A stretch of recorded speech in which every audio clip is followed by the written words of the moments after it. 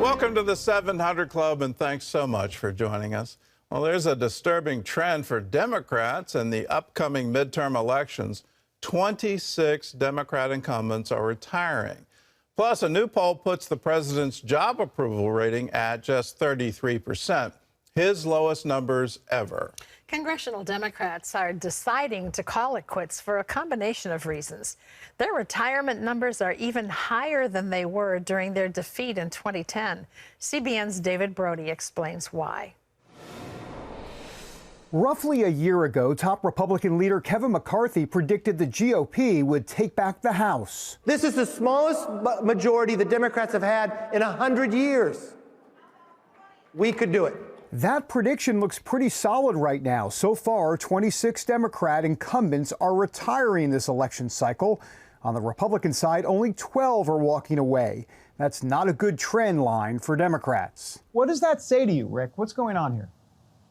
Yeah, it's indicative of the environment that Democrats know that they're in right now. By and large, the trend is more about people that are looking at the realities of how narrow the Democrats' majority is right now, how difficult an election cycle they're looking at, and are making a calculation that if they do get back to Congress next year, it's probably going to be in the minority. This feels a bit like the 2010 midterms and could be even worse for Democrats. Back then, 37 in the party retired. It translated into a massive GOP pickup of 63 seats. Klein sees a similar pattern developing. Traditionally, it's been a harbinger of a tough election cycle. So far, the retirement numbers are even above where they were during the Democrats' shellacking of 2010. Typically, the party in the White House loses seats in the first midterm election. Still, Democrats hope some future policy victories will reverse course. They will be able to talk about how we are fighting for and hopefully will have passed efforts to put in place universal pre-K, efforts to cut the cost of child care, elder care, and make sure that we're investing in addressing the climate crisis. It is about a choice in this country, and we'd rather be us than them in that case. That seems hard to believe, with a narrow majority in both the Senate and House, along with President Biden's job approval below 50%. This midterm election is shaping up to be particularly tough for Democrats. Because the Republicans are so close to the majority right now, the overwhelming likelihood appears to be that Republicans are going to win back the House. With Democrats seeing a titanic wave of retirements, the iceberg indeed seems right ahead. Gordon? Well, David, it seems like they've been spending a lot of time trying to appease the progressives, but we've got inflation out of control. It's at 7% and doesn't look like it's going to slack off anytime soon. We have crime up in our major cities, and then this COVID wave is overwhelming our hospitals. Are they spending time on the wrong things, and are they out of step with voters? Yeah, 100%, Gordon. And what you said at the top of your question is exactly the whole key to all of this. They are, in essence, enabling the progressives in their party. And why is that exactly? Well, here's the truth. And as we've talked about before on the 700 Club and across CBN News, the Democrat Party has changed over the years, over the decades. And so here they are with the progressive caucus in the House and also in the Senate to a degree, having increased numbers than they used to 10, 20 years ago. And so what do? If you've got a party that has all of these progressives in it, you go to the majority of what the party wants. And what the party wants right now is very progressive policies. And that's what's happening. And that leaves you out of step with the American public. Remember, we're a center-right country overall. So if you think about the scale, Gordon, right? I mean, if we're a center-right country and the Democrats were kind of in that center-left position, you could at least attract independents to a degree. But if now you're far over to the left, where are you?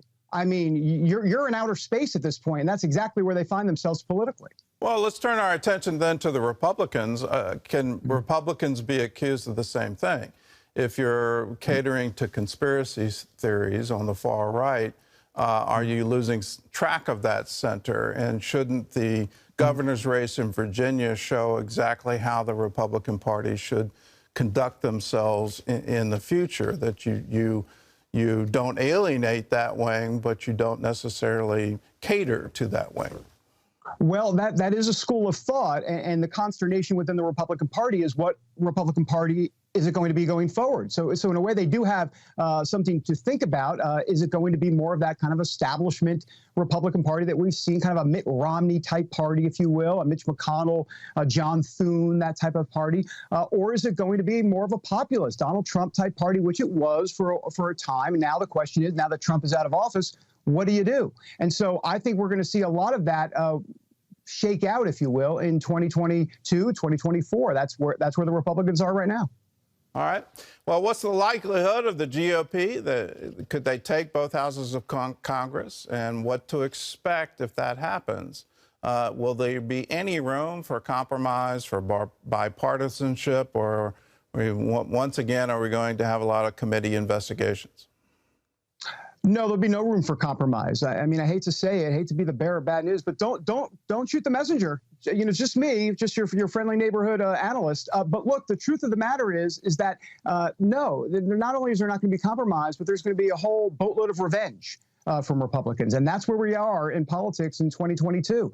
Kevin McCarthy and the GOP leadership, they are measuring the drapes, which is always dangerous, by the way, but they are measuring the drapes, and they have already said that they will continue investigation, or they will start investigations into the origin of COVID. They'll look at the IRS. They'll look at so many different things, the FBI, a lot of the informant stuff going on. So look, I mean, the truth of the matter is revenge is on the menu when Republicans take control in 2022. If they do it, they have a very good shot, obviously. I don't think that's good news for the country. It's always been the ability to come to compromise and to govern from the middle. And how do we all come together? And if we can continue this partisanship, aren't we? I mean, a house divided can't stand.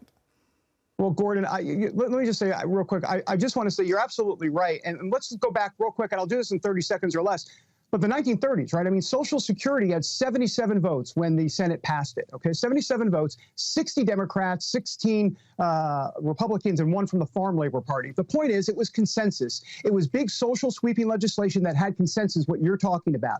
And now we have the Democrats wanting to change the filibuster rules to do what they call, quote, voting rights. I put it in air quotes because Republicans will call it something different. The point is that they want to change the filibuster rules and do big federalizing of elections with 50 votes. That is not in the spirit of what America is all about. Well, I'll just comment on that voting rights. It's absolutely incredible to me that you would seriously use the rhetoric that's currently being used over a requirement that people have a photo ID to vote. I need a photo ID, and not just any photo ID. I need a really good photo ID to get on an airplane. So I don't understand the problem with needing some kind of verification of who you are to get into a voting booth. Right, but you need a verification to make sure you're vaccinated. So you need the proof to get in somewhere when you're vaccinated, but you don't need it to vote. Well, I mean, let's think about this a lot. Can we step back for a moment and be a free thinker? I mean, let's think about this. Anyhow, bottom line is we're living in a 180 world here. All right. Well, let's move on to some more bad news. The inflation just keeps rising. John Jessup has that story from our CBN News Bureau in Washington. John? Gordon, the latest numbers show inflation rising to a nearly 40-year high. The Fed chairman calling it a threat not only to consumers but to the economy overall. He's ready to raise interest rates to rein in prices, but that might not be enough. CBN's Caitlin Burke explains. On the positive side, unemployment numbers are dropping and wages are rising as the economy experiences rapid growth. Those trends, however, are also driving record price increases. We know that high inflation exacts a toll, particularly for those less able to meet the higher costs of essentials like food, housing, and transportation. Some of the biggest increases over the last year include gasoline up nearly 60%, followed by used vehicles and foods like meats, fish, and eggs. When I went into the store yesterday, normally like a pound of ground chicken is usually about $3.99. Yesterday, it was $7.99. Jerome Powell, seeking a second term as Federal Reserve Chairman, says the Fed is committed to a strong labor market, which can't happen without price stability. In a way, high inflation is a severe threat to the achievement of maximum employment and to achieving a long expansion that can give us that. Powell announced the Fed intends to raise interest rates during 2022 in an effort to control inflation. Economist Joel Griffith says while this is a necessary step, there are other factors that need to be addressed. We've had over this past year and a half, government suppressing supply. Think about all the COVID restrictions. And at the same time, you've had the Federal Reserve printing a lot of money. You've had the federal government spending a lot of those resources, and that's driven up demand. And that is the perfect recipe for rising prices. While Griffith expects supply chain issues to resolve themselves, he adds if the government can't get its spending under control, things may get better, but inflation will remain elevated long into the future. Caitlin Burke, CBN News. Thank you, Caitlin. Well, as global infections from Omicron set new records, there's encouraging new data confirming the variant is not as deadly as the Delta strain. In a study of some 70,000 people in California, researchers found 91% of patients with Omicron were less likely to die and were half as likely to be hospitalized than those who had the Delta strain. Given the sheer number of cases, we may see that deaths from Omicron, but I suspect the deaths that we're seeing now are still from Delta. This was the first major study of its kind, and it also shows that those infected with Omicron spent less time in the hospital and that not a single person in the study needed a ventilator. Well, President Biden and Senate Majority Leader Chuck Schumer are pushing ahead in their effort to change the Senate filibuster rule to pass election reforms backed by their party. Leader Schumer planning to begin debate on the legislation, even though it might not come to a vote. The president scheduled to rally support from Democrats with his visit to Capitol Hill today, arguing for changing the filibuster rule. All 50 Republicans and 2 Senate Democrats, West Virginia's Joe Manchin and Arizona's Kyrsten Sinema, opposed the change. At a speech in Atlanta this week, the president compared opponents to Jim Crow-era politicians who blocked voting rights and even to Confederate leaders. Kentucky's Mitch McConnell responded on the Senate floor. To demonize Americans who disagree with him, he compared, listen to this, a bipartisan majority of senators to literal traitors. How profoundly unpresidential. Look, I've known, liked, and personally respected Joe Biden for many years. I did not recognize the man at the podium. Senator McConnell also called the president's remarks, quote, unpresidential, and said they're proof of why the founders wanted a strong Senate to check presidential power. Well, a bipartisan group of senators has put aside those policy differences to advance peace and cooperation between Israel and its Arab neighbors. It's called the Abraham Accords Caucus, which aims to build on the success of the historic agreement between Israel, the United Arab Emirates, Bahrain, Morocco, and Sudan, brokered by the United States in 2020. Republicans James Lankford and Joni Ernst joined Democrats Cory Booker and Jackie Rosen to announce the caucus. Among other objectives, it will seek to incentivize expansion of the accords to include countries that currently don't have diplomatic relations with Israel. In the announcement, Senator Lankford cited the New Testament book of Matthew, chapter 5, verse 9, where Jesus said, "Blessed are the peacemakers, for they will be called the children of God." Gordon? Well, this is a wonderful development, and it shows that we can still come together when we have common interests. And what more common interests can you have than peace in the Middle East?